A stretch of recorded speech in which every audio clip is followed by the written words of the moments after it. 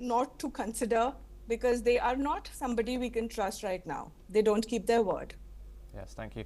Shruti, I want to bring some information to the audience. Jammu and Kashmir, Chief Minister Omar Abdullah in Jammu is visiting the injured currently, where people have been injured in the Poonch region. And we also have some more information where the first video of Samba infiltration bid, which was foiled at around 11 p.m. last night, as per sources, where 12 to 13 Pakistani terrorists tried to infiltrate.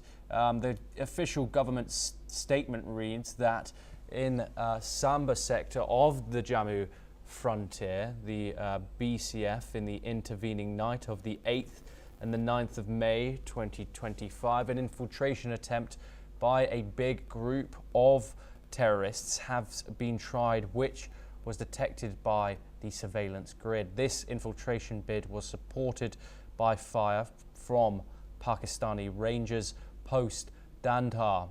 Alert troops of BSF neutralized the infiltration bid, killing at least 7 terrorists and caused extensive damage to the Pakistani post in Dandhar. An HHTI clip of destruction of BMG Bunkar Dandhar is enclosed for reference. Andrew K.P. Lung, I want to move to you next. We have seen China be involved in this conflict, mainly by diplomatic comments, calls for de-escalation, but today we have had the news that 15 long-range missiles that were made from China was used to attack along the line of control. Can you tell us a bit more about China's relationship with Pakistan, their movements after the Pahalgam attack, and also the movements of China and their objectives after this Operation Sindoor, which took place 48 hours ago now?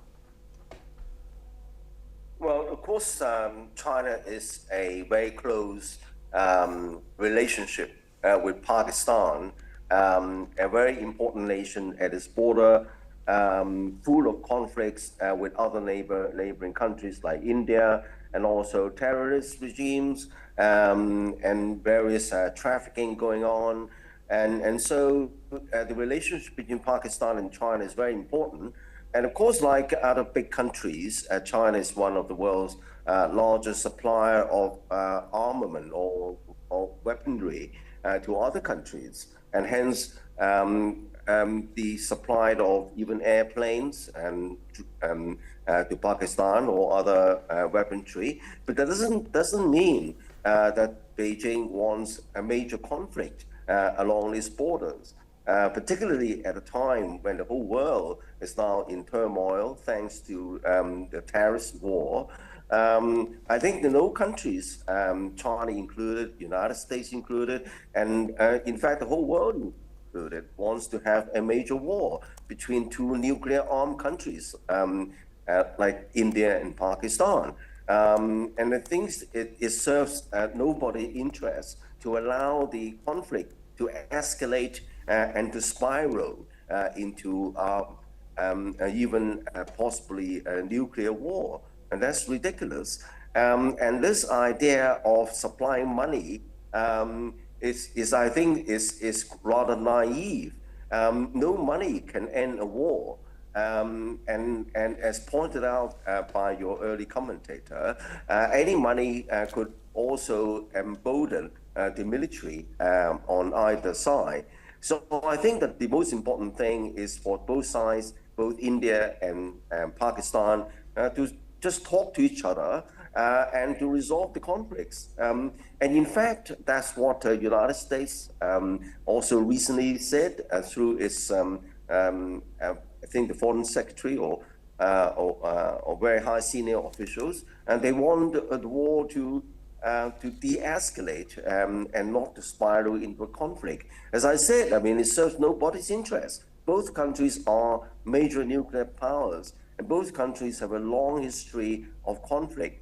Now, the other dimension in this conflict is the position of Kashmir.